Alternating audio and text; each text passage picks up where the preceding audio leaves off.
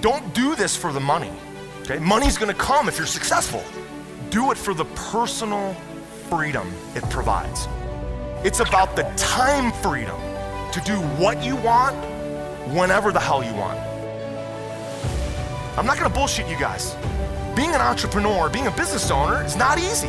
You need tools, you need systems, you need coaching, accountability, mentorship. Building equity, building net worth, building cash flow, very, very important. But do this for the right reason, not for the money. But do it so that when your daughter or your son has a game or a dance or a whatever, that you're there. That's what's important to me. When your grandson or granddaughter has a party or a baptism or a whatever, be there. That's what's important. That's what's important.